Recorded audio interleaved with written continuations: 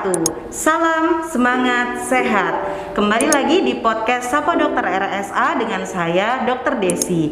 Nah, kali ini kita akan membahas tema yang sangat menarik, yaitu mitos dan fakta kehamilan dan persalinan. Yang tentunya dengan bintang tamu yang spesial hari ini, yaitu dokter kandungan di Rumah Sakit Aisyah Bojonegoro.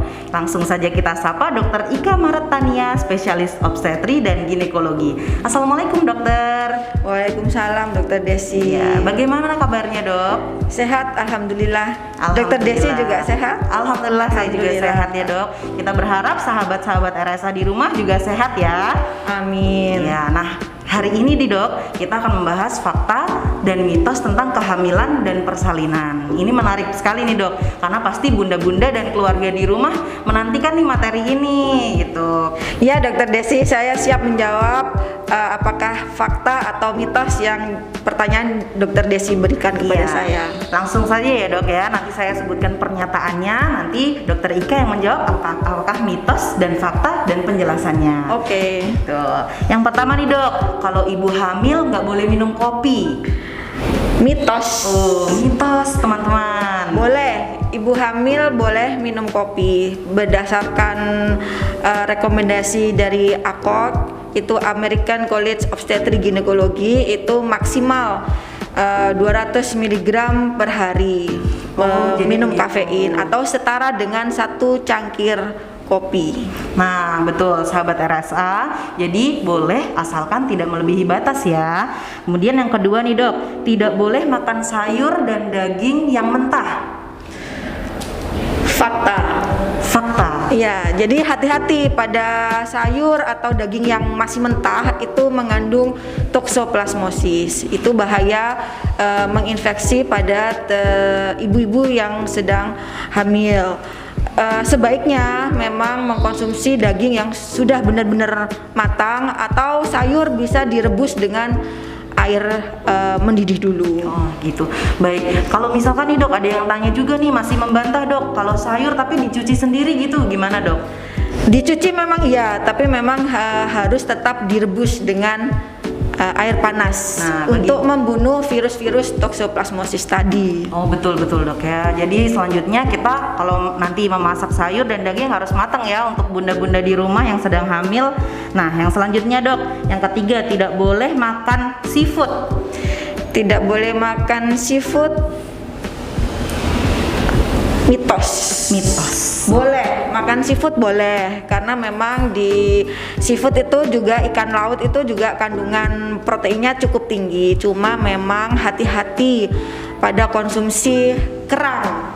Kerang itu yang masih ada cangkangnya tuh loh Dr. Desi, terutama ya, yang masih tertutup, itu bahayanya kandungan merkurinya yang menumpuk di cangkang kerang. Jadi sebaiknya kalau memasak kerang itu sampai dengan cangkangnya terbuka, atau sekalian dikupas ya, aja ya dok, dilepas cangkangnya, itu lebih aman sehingga tidak mengandung merkuri tersebut. Kemudian ada beberapa ikan yang memang kandungan merkurinya tinggi, tapi saya rasa ikan-ikan itu tidak ada di perairan Indonesia. Baik begitu. Jadi sahabat RSA, sekarang buat pecinta seafood juga nih bisa bahagia ya makan seafood.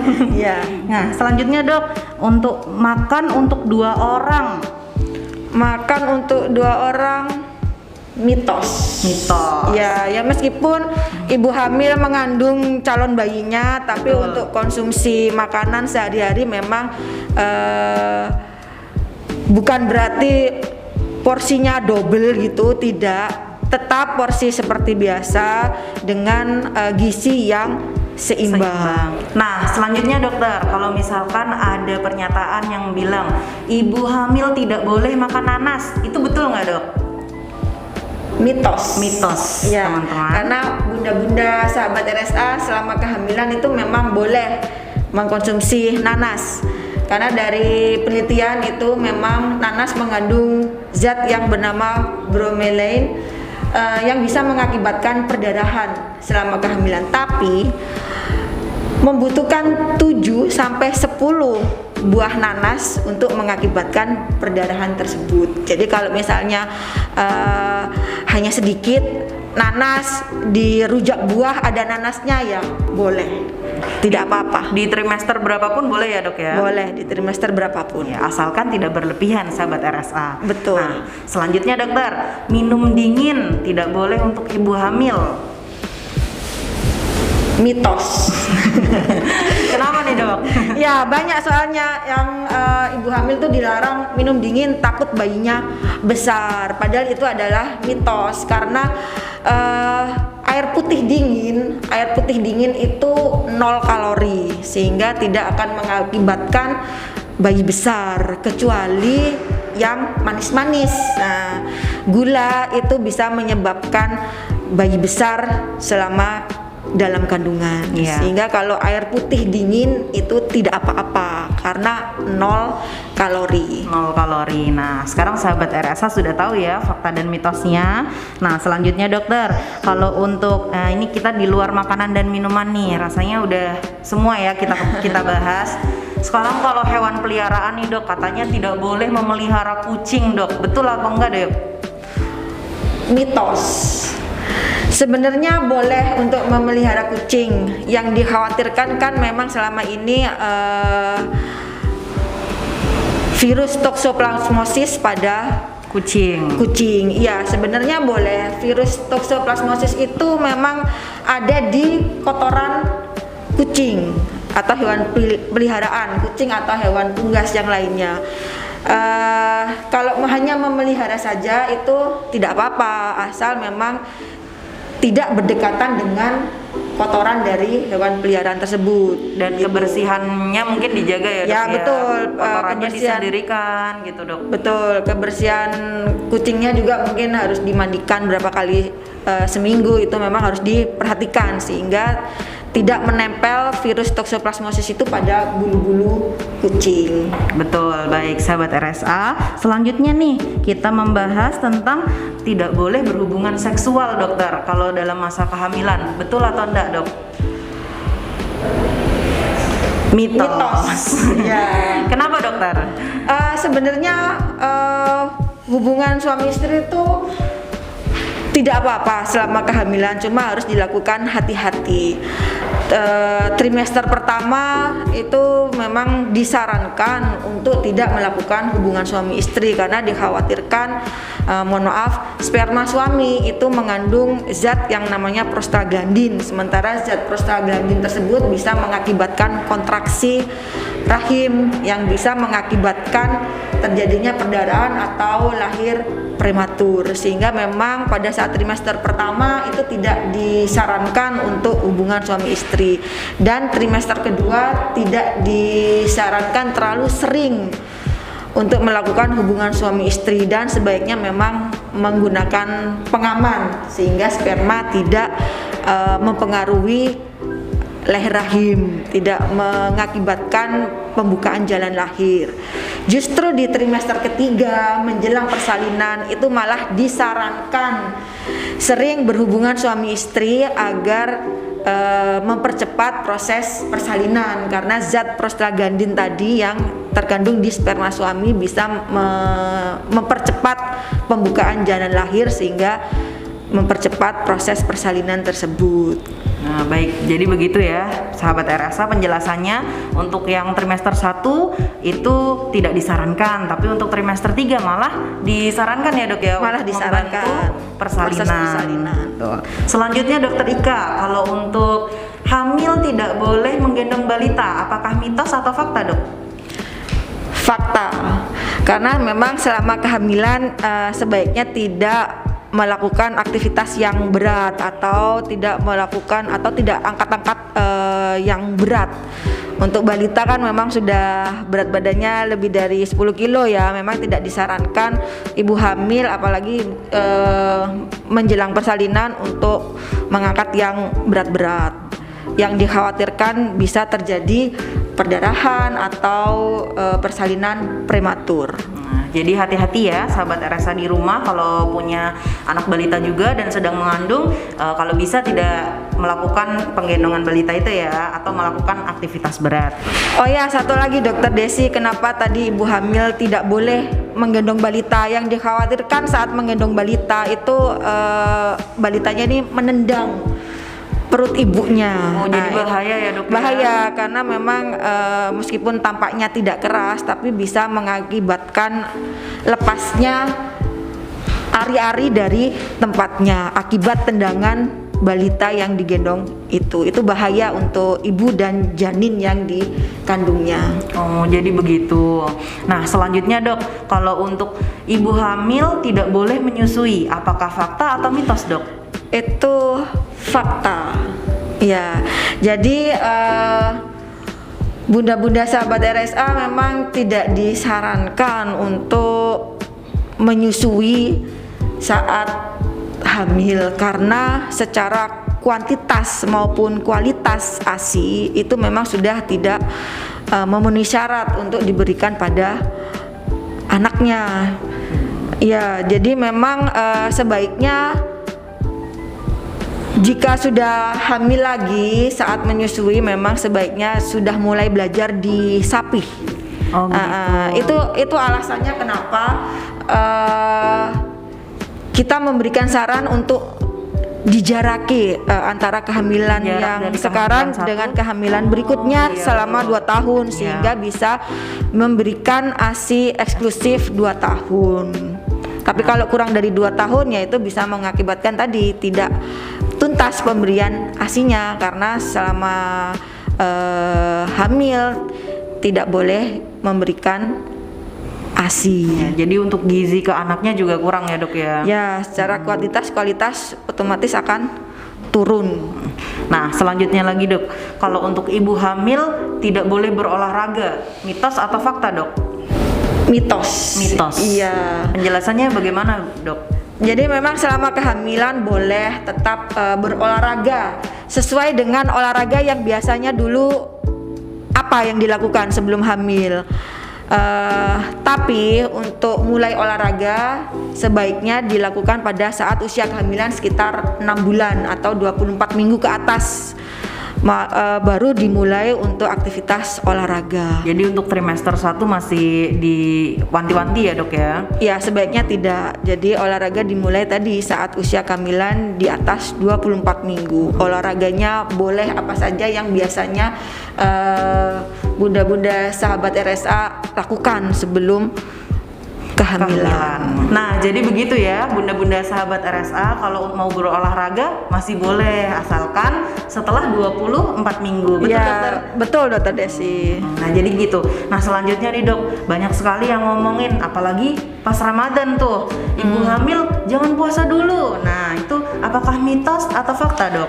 Ya dokter Desi, memang itu pertanyaannya banyak saya dapatkan terutama saat menjelang bulan Ramadan. Jadi ibu hamil tidak boleh puasa itu adalah mitos. Nah, Ya, kenapa, boleh, dokter? tetap boleh puasa dengan catatan selama menjalankan ibadah puasa itu tidak ada keluhan. Keluhan itu misalnya kenceng-kenceng atau ada mual muntah atau ada perdarahan. Kalau memang ada keluhan yang saya sebutkan tadi itu memang sebaiknya dibatalkan saja puasanya. Tapi selama tidak ada keluhan, silahkan dilanjutkan berpuasa. Dan di agama Islam juga kan ibu hamil dipermudah ya untuk urusan puasa. Memang kalau ada keluhan yang saya sebutkan tadi, sebaiknya tidak berpuasa, bisa membayar fidyah atau mengganti puasanya di hari lain setelah melahirkan. Nah, jadi begitu. Tetap boleh ya, asalkan gizi dan asupan makannya juga cukup ya dok. Oh ya betul, jangan lupa kalau memang tidak ada keluhan, tetap menjalankan ibadah puasa. Gizi yang diperlukan harus tercukupi. Nah, gitu. Begitu, betul. Bunda-bunda dan sahabat RSA sekarang sudah tidak perlu khawatir lagi. Kalau misalkan Ramadan nggak perlu nanya lagi nih, langsung aja berpuasa asalkan tidak ada keluhan-keluhan yang tadi sudah disebutkan sama dokter Ika. Nah, selanjutnya tadi kita sudah membahas banyak sekali mitos dan fakta selama kehamilan dok. Iya. Nah, ternyata banyak juga nih mbah-mbah atau bunda-bunda sahabat RSA di rumah setelah persalinan masih ada lagi yang nanya nih dok, terutama tentang sesar dok. Nah, Nah, banyak sekali kan dok ya tentang sesar ini. Banyak sekali.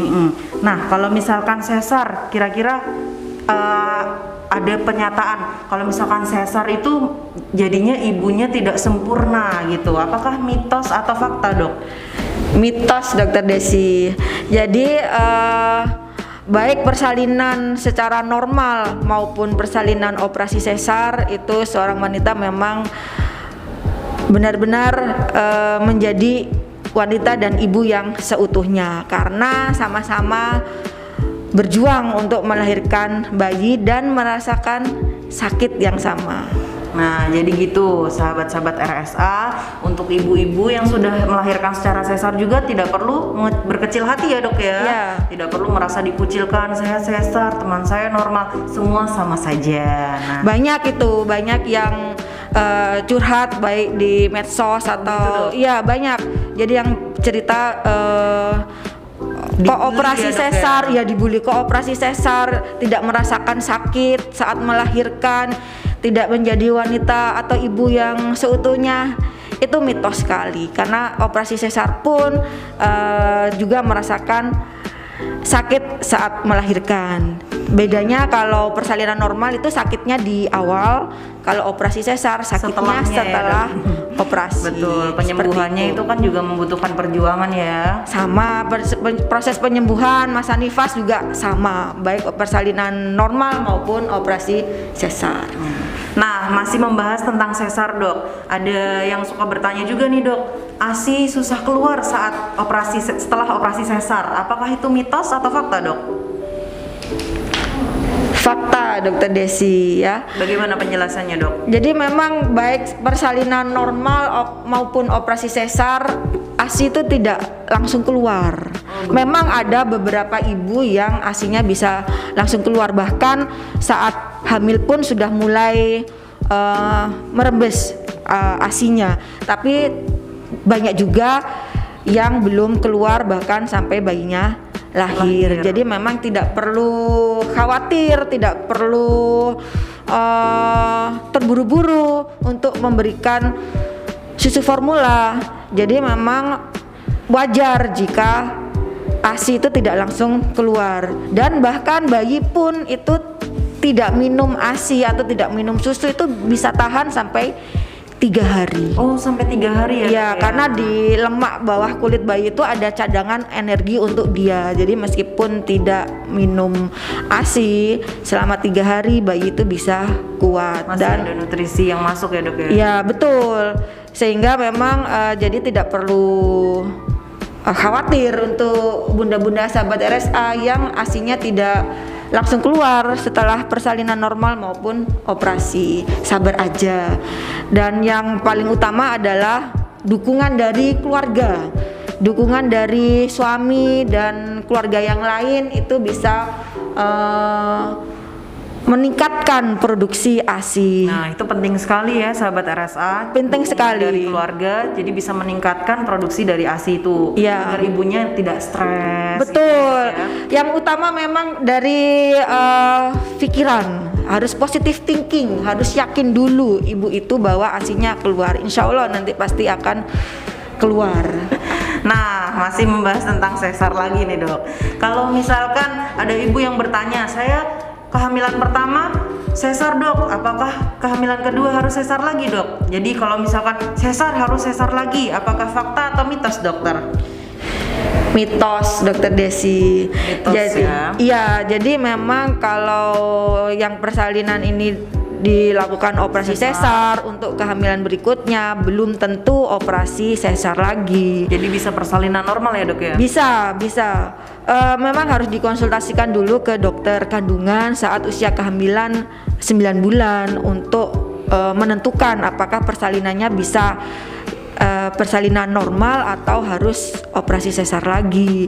Dan kita malah menentukan operasi sesar itu memang berdasarkan indikasi. Berdasarkan indikasi, jadi bukan asal ya kalau misalkan sesar terus besoknya sesar lagi gitu. Tidak, berdasarkan indikasi kita melakukan operasi sesar tersebut. Betul, jadi sahabat RSA tidak perlu khawatir lagi ya yang misalkan berencana hamil lagi setelah persalinannya sesar, kedepannya mungkin bisa aja persalinan normal ya dok ya? Mungkin, masih ada kemungkinan. Nah, kalau kita membahas tentang persalinan juga dok, terkait makanan nih, kembali lagi nih, makanan sekali lagi. Kalau misalkan setelah melahirkan ada tarak nggak sih dok? Kalau misalkan tidak boleh makan daging, telur, ayam, atau apakah itu mitos atau fakta dok? Mitos, Dokter Desi. Nah, jadi memang ini banyak sekali ya dok ya yang bertanya tentang makanan itu. iya, Setelah terutama ini mbah-mbahnya biasanya. Oh iya betul, pemahaman Biasanya orang dulu. Iya, biasanya dari nenek atau kakek dari bayi atau orang tua dari pasien itu melarang untuk anaknya yang baru melahirkan ini untuk makan daging, makan ikan atau makan telur. Biasanya disuruh makan putihan saja atau makan nasi putih aja atau lauknya hanya tahu tempe gitu aja. Itu nutrisinya memang kurang sekali. Jadi mitos kalau tidak boleh makan daging, telur dan ayam. Padahal malah bagus ya dok kalau misalkan di ilmu medis bahwa itu banyak proteinnya, bagus untuk penyembuhan, iya kan dok ya? Betul, jadi memang di lauk pauk tadi ayam, telur, daging itu tetap boleh dikonsumsi untuk proses penyembuhan setelah persalinan baik secara normal maupun operasi, sehingga luka bekas operasinya bisa cepat kering, cepat sembuh seperti itu. Nah jadi begitu sahabat RSA, kalau misalkan mungkin mbah-mbahnya melarang untuk makan ayam, daging atau telur, bisa diberikan penjelasan bahwa sudah berkonsultasi dengan dokternya kalau ini justru malah membantu proses penyembuhan dari persalinannya ya dok ya. Dan banyak juga pernyataan ini Dokter Desi, misalnya bekas luka operasinya terasa gatal gitu ya. Iya dok. Dibilangnya itu alergi. Alergi terhadap ayam, telur atau alergi daging atau alergi ayam, sehingga tidak boleh makan telur, daging, ayam tersebut. Padahal mitos ya dok ya. Mitos, padahal gatal pada daerah bekas luka operasi itu tadi adalah proses penyembuhan luka, bukan karena alergi. Makanan. Betul. Nah, wah banyak sekali nih ilmu yang kita dapatkan hari ini. Pasti sahabat-sahabat RSA juga baru tahu nih ilmunya. Kalau ternyata selama ini yang kita dengarkan dari mbah-mbah, dari tetangga itu banyak yang mitos. Nah, sekarang kita tahu faktanya. Tinggal sedikit nih ternyata, waduh nggak kerasa.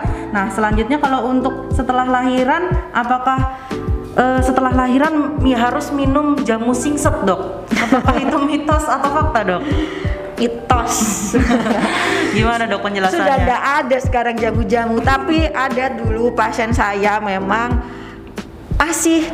masih bawa jamu singset itu loh. Oh gitu dok. Yang dikotakan dari masih ada ya dok? Masih ada. Jadi itu memang dari menurut pasiennya diberikan oleh ibunya biar dia konsumsi jamu rapat singset itu agar nanti setelah melahirkan itu sudah rapat singset seperti sebelum hamil. Padahal bahaya nggak dok sebenarnya? Kita tidak tahu kandungan jamunya itu seperti apa kan, seperti itu. Jadi memang nanti akan mempengaruhi juga produksi ASI. Sebaiknya seperti itu. Dihindari ya dok ya. Tidak boleh jamu-jamu. Kalau memang mau rapat singset seperti sebelum hamil ya sebaiknya melakukan olahraga. Banyak sekarang olahraga, salah satunya senam nifas. Seperti itu bisa tuh sahabat RSA. Jadi jangan minum jamu tapi olahraga betul ya.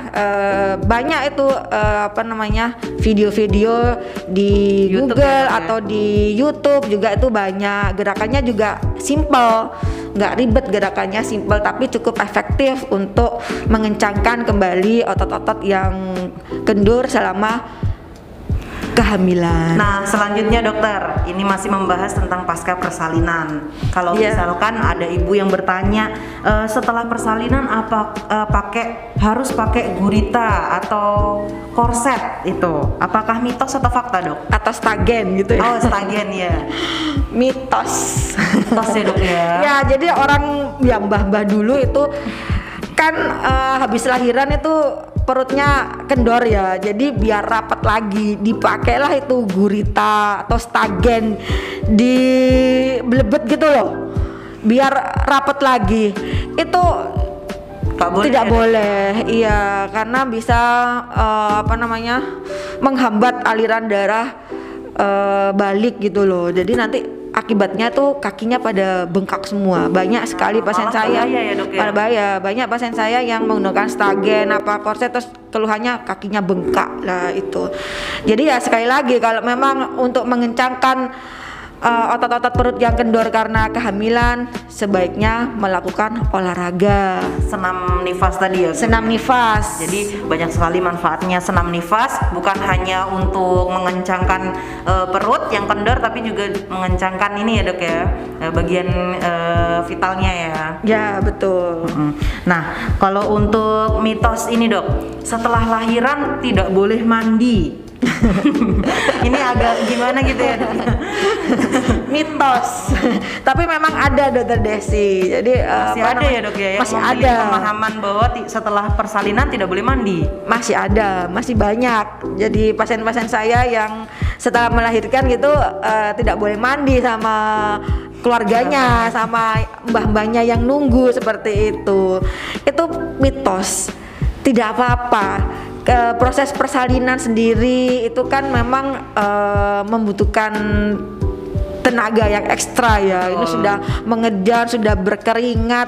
Sebaiknya kalau memang setelah melahirkan tidak ada keluhan, sebaiknya mandi enggak apa-apa, biar lebih segar. Malah bagus ya dok ya, Malah menjaga bagus. hygiene juga. Betul. Membersihkan sisa-sisa kalau misalkan ada darah-darah. Betul. biar nggak jadi infeksi ya dok ya. Betul, bahkan setelah operasi pun kan tetap mandi meskipun dengan cara di sibin. Disibin ya dok ya. Iya. Nah, jadi begitu sahabat RSA. Jadi sekarang jangan sampai ya kalau habis lahiran terus jarang mandi, terus jadi nggak mandi malah bau. Iya. Malah jadi nggak sehat ya dok ya. Iya, malah kumannya nanti ngumpul semua nanti. Nah gitu sahabat RSA, kalau misalkan ada yang bertanya lagi dok, setelah lahiran tidak boleh gerak atau yang suka kakinya diikat gitu dok, apakah itu mitos atau fakta dok? Mitos. Itu masih banyak dokter Desi. Jadi sebenarnya dulu itu persalinan kan memang ditolong oleh dukun bayi ya, dok, dukun bayi, tenaga kesehatan tuh masih sedikit zaman dulu. Jadi pada saat persalinan dengan dukun itu kan kalau lahir normal terus jalan lahirnya terjadi robekan, itu kan tidak dijahit. Sehingga setelah melahirkan ibunya itu tidak boleh gerak, kakinya itu diikat, dirapet, dibelebet gitu loh, dengan harapan Cepat robekan jalan lahir itu ya itu nyatu lagi tanpa dijahit. Seperti itu mulainya dari itu. Nah, kalau sekarang kan semua persalinan sudah ditolong oleh tenaga kesehatan, dan kalaupun terjadi robekan di jalan lahir itu kita jahit dengan benang yang terserap oleh daging.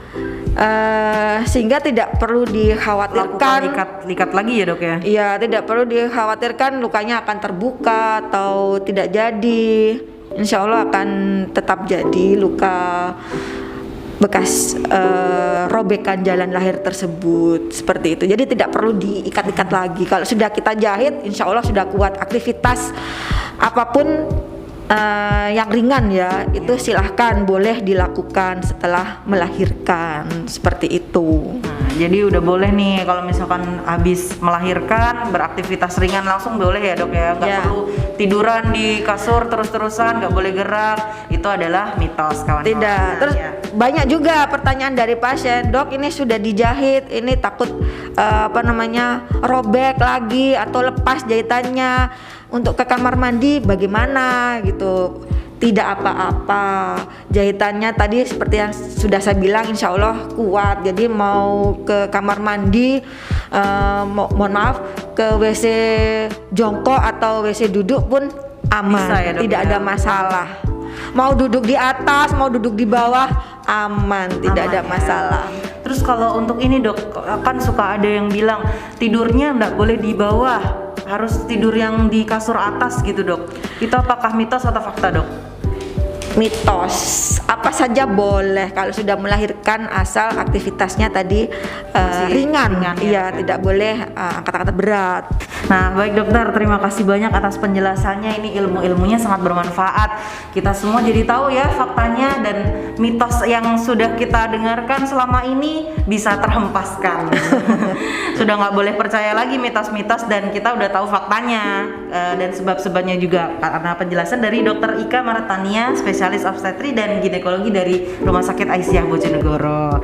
Nah, sahabat-sahabat RSA, ini demikian tadi penjelasan dari Dokter Ika terkait mitos dan fakta kehamilan dan persalinan. Jadi jangan langsung percaya ya sebelum tahu faktanya. Nah, demikian untuk podcast Sapa Dokter kali ini dokter. Terima kasih banyak.